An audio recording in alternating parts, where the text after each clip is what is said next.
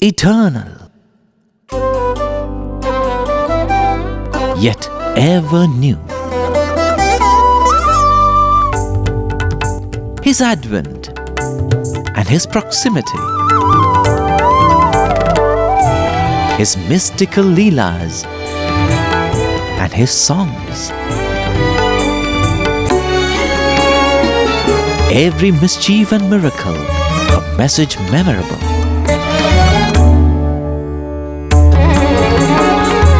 Every pain and travail a precept enacted.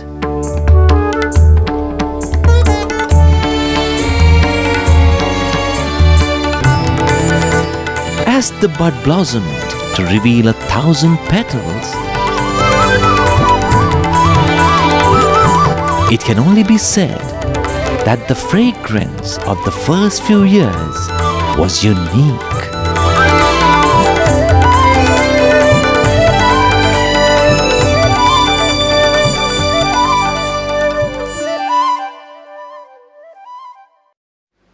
Before we begin, we pray to Swami that he gives us all the understanding, that he is the one who speaks and he alone is the one who listens. It is indeed a great opportunity for us. Swami would say, Anand Balude,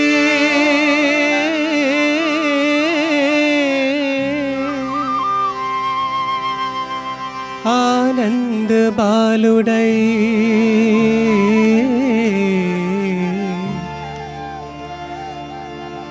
Tanagumputo Aadukonagavache.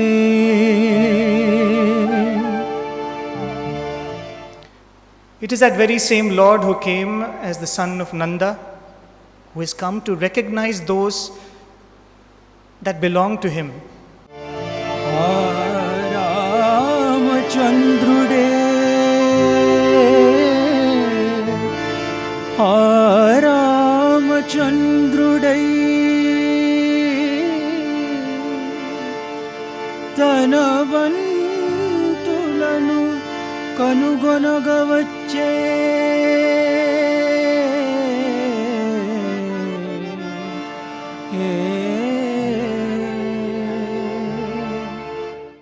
That very same Lord who came as Ramachandra has come as Aramachandra because he has enough time. As we go through his stories, we will see that how leisurely he spent time with his devotees. And that very same Lord whom we worship as Lord Shiva, he has come to play with those who he recognizes as his playmates. And that Mahavishnu has come as this Vishnu who belongs to this very earth to gather what he considers as his weapons. Swami is that supreme infinite, and yet he's like a child, a playmate. This very photograph, for example, we can see Swami in all his splendor, divine majesty, with a garland, with a halo around his head. But do you know this photograph was taken actually in 1944 in a studio in Bangalore, and Swami was forced to pose for this photograph. Swami never liked. In fact, one of the earliest photographs taken of Swami is when he's sitting and there's a rock in front of him and the photographer says, Swami, can you move that rock away because it's blocking you? He says, no, take the picture nevertheless. And we know how that rock became an idol of Shirdi Sai Baba. And this was 1944, much after Swami had declared his avatarhood. And they said, Swami, we need to take a photograph of you as the avatar. So that's the halo drawn in the background. And the tiger skin has been placed. And Swami allowed, Swami allowed himself to be forced by his devotees for their joy. He put on whatever pose was necessary. He stood in the exact orientation so that the halo comes around the head like that. He must have been thinking, you just wait. In 10 years time, I'll have my natural halo which you can see. And we know that beautiful halo that Bhagwan had throughout his life. It is indeed a beautiful moment that we have all congregated to enjoy in the divine nectarine story of our beloved Bhagwan. Before we begin the story of Swami, we would like to ask a few vital questions, because the answers that we, out of our understanding, give for these questions will make us understand what was Swami's perspective when he had a few choices to make. The setting is this. Imagine God, our Swami, calls you, you're in the cosmos, he points out to the planet Earth and he says, "Dear child, the Earth is in a very bad situation today." We agree, right? The Earth is in a bad situation.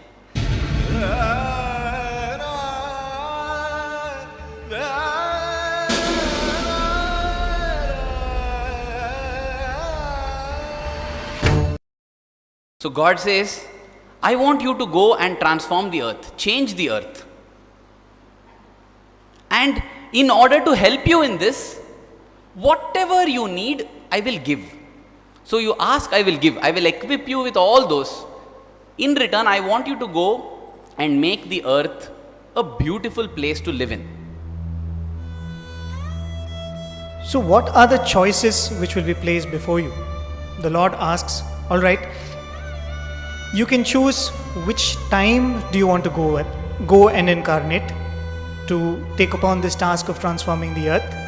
It's very simple. You want to bring in transformation. The tool which we would use is spirituality.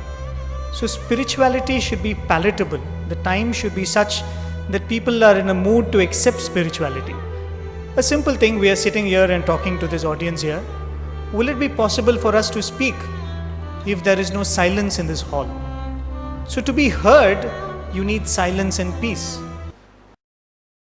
And Vivekananda would say that don't teach spirituality to a hungry man, because even to indulge in intellectual understanding or any such exercise, you need your stomach to be full. You need your basic needs to be fulfilled.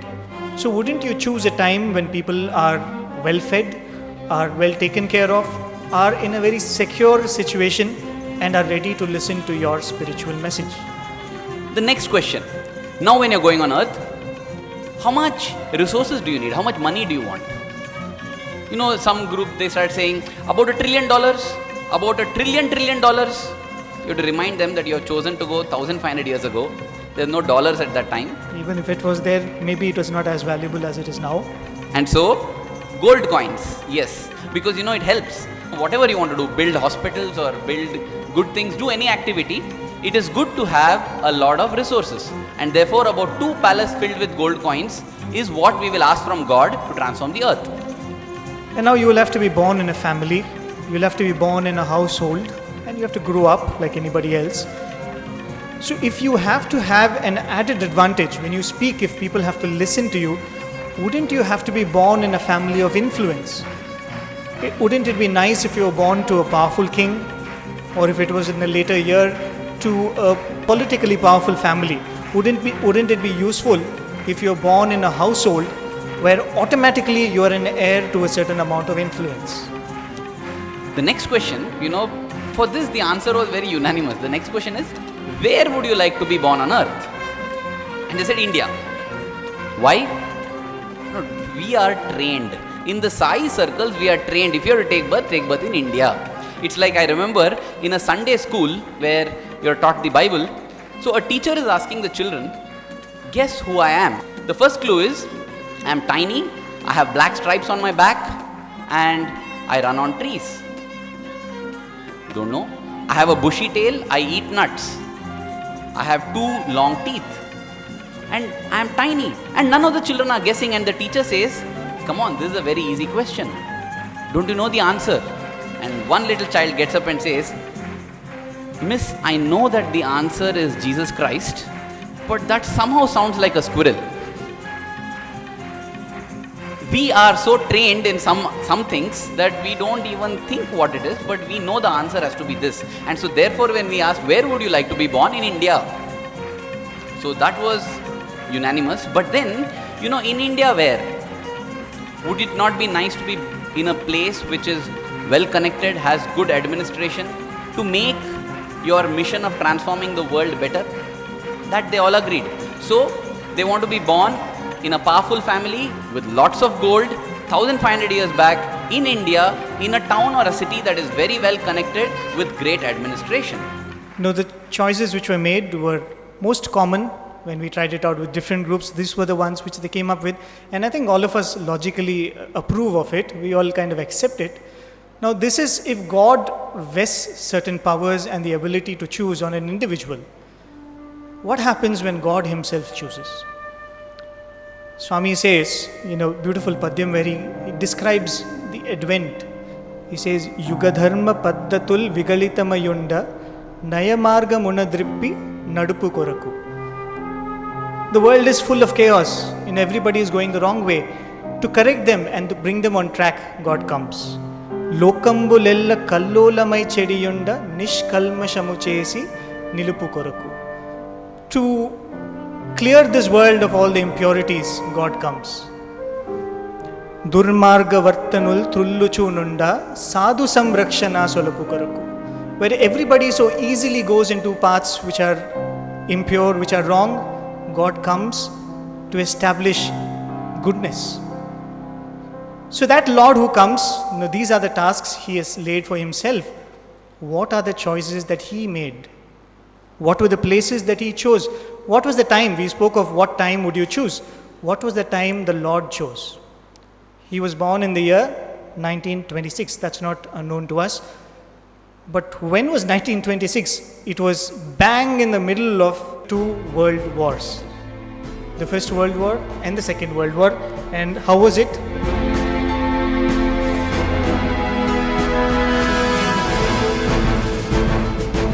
People had most insecure lives.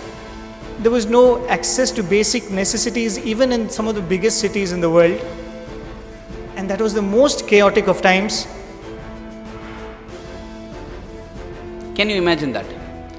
A collective group of youth have chosen a very peaceful time, that is the best time to be born in order to transform the earth. And here is God. Why is he making such a apparently unintelligent choice? He is choosing a time between two world wars. Swami Vivekananda said, don't teach spirituality to a hungry man. What about an angry man? When two people are fighting, you go and tell, listen, everything is Atma. They will chuck you and kill you there. In such a situation, the Lord decided to incarnate. And then, how much resources did he bring? When Swami's button from the shirt fell, he went to a nearby cactus plant, broke the thorn and pinned his shirt. He had only one pair of clothes. And what would he do after he returns from school because the clothes are soiled? He drapes the towel around himself, takes out his shirt and shorts, washes them, waits for them to dry. Can you believe it? The avatar, the Supreme Lord, waiting for clothes to dry because he has no other clothes to put on. And then he would take a metal pot, put embers in it, and iron the clothes and then wear them on. He could barely eat 2 square meals a day. That was the kind of resources he chose. You can see it in the pictures. You see that black hole over there?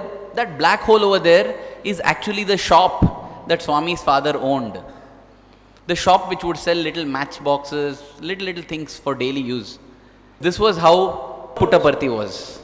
You can see the residents. They are washing their vessels in a puddle on the road. When it would rain like this, it was a time to wash vessels outside.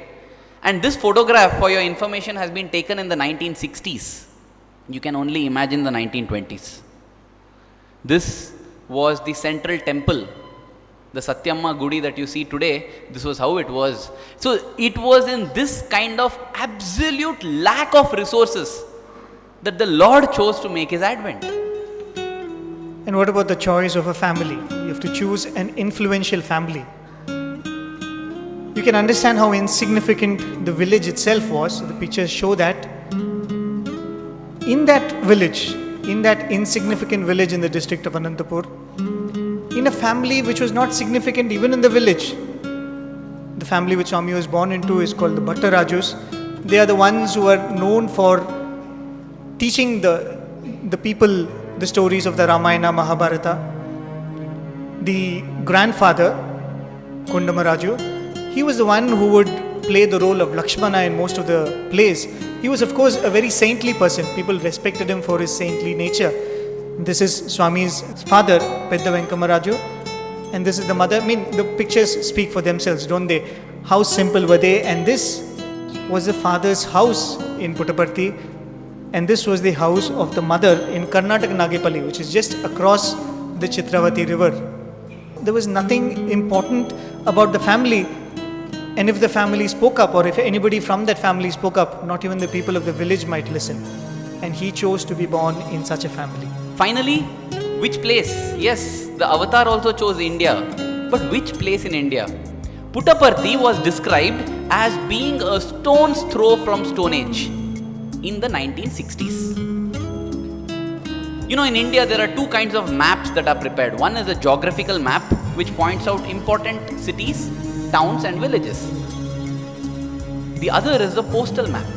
Now you see, the geographical map does not have every village on it because every village is not important. But the postal map has to include each and every village because people live in each and every village and they would like to write letters to each other. And therefore, every village is mapped onto the postal map of India. Puttaparthi was not on the postal map of India also. The post would arrive to neighboring Bukkapatnam, from where once in a fortnight or once in a month, it would be bundled in a sack and got here. That was the kind of place Puttaparthi was. For example, you know, if you see these pictures, now we are fast forwarding 3 to 4 decades. How it was to come to Puttaparthi in the 70s, in the 60s and 70s.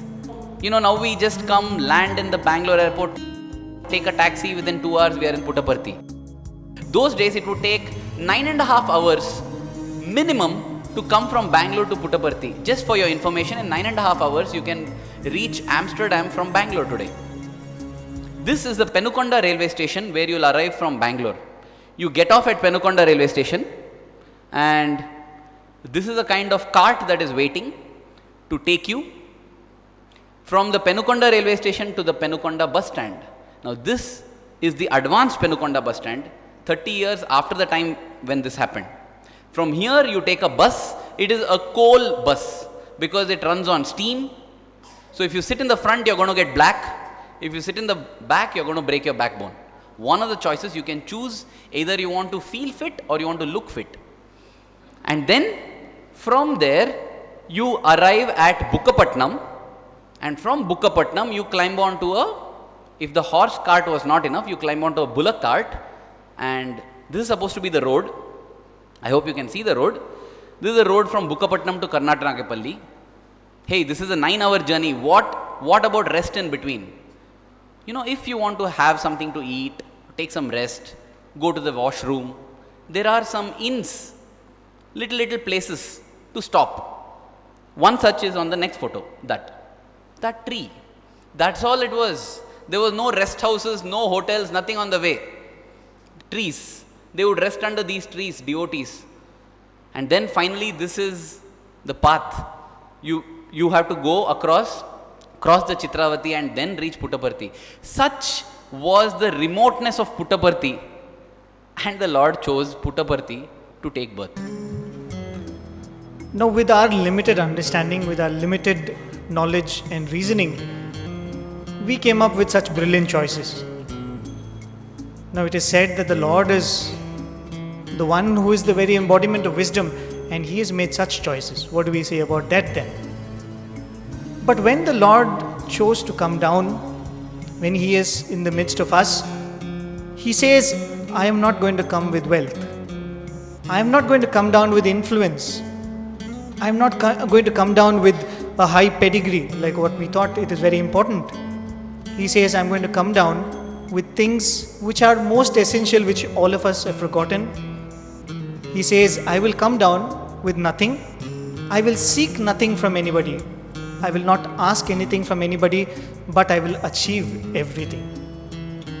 The fact that He has achieved everything, all of us are here to see. Because every day we sit, we look up, there is gold. We look up and look around, there is crystal chandeliers all around. This was the Puttaparthi we saw. This was the Puttaparthi we are all living in. We all know what a difference it has made, but the fact is we all have to remind ourselves that the Lord came with nothing. The Lord came with no influence, with no money, with no power, but He achieved all this. He came with nothing, He asked for nothing, and yet He achieved everything. And on the face of it, when this is told, come on, He's God. After all, He's God. Why does He need to come down with anything? You know, we have different rules. The Lord will take care of the universe, but when it comes to my life, I need to take care. Swami, please let my daughter pass this examination. Swami, please let me get this job. The Lord says, my child, I know in my wisdom, I will take care. No, Lord, see, you take care of the world, I know. But my daughter's exam, I know better. It is good that she gets a top rank. We feel that the Lord's wisdom works for the entire world, but my life, Lord, I know better. You please listen to me. So, we have different standards for ourselves and for God. And when we say that the Lord came with nothing, we don't get anything like a surprise, because of course He is God. Why does He need to get anything? He can do whatever He wants. And the Lord has indeed done some stupendous things right from His early childhood days. Maybe at this point we could narrate some of the many things which Swami has done, which only proves this point you have said. After all, He is God. After all, He can do whatever He wants. Many years ago, after Swami had declared Himself as the avatar come for our redemption, He would take groups of devotees to Chitravati. That was the thing, a story we've always heard. So Swami would take one particular path and take the devotees to Chitravati. And en route in that path, there was an old lady who was staying all alone in a small hut. So every evening when Swami would come that way, this old lady would come out of her hut and she would pray to Swami for permission to do Pada Puja for Swami. She would offer tulsi leaves at Swami's feet and she would worship Swami's feet and go back into the hut. She would never follow Swami to the Chitravati. So this was a practice. Swami blessed her with this opportunity. One particular day, Swami looked at her and said, why don't you come along? Why don't you join us for our Chitravati session? So she was overjoyed at this invitation, so she came along.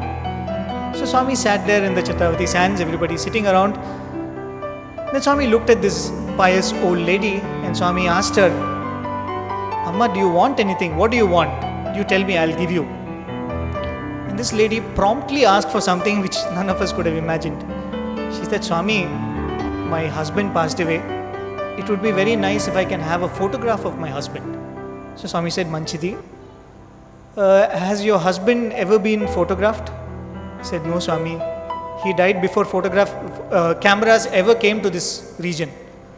So when did he die? Swami, 20 years ago. So he died 20 years ago, which means Swami has never seen him.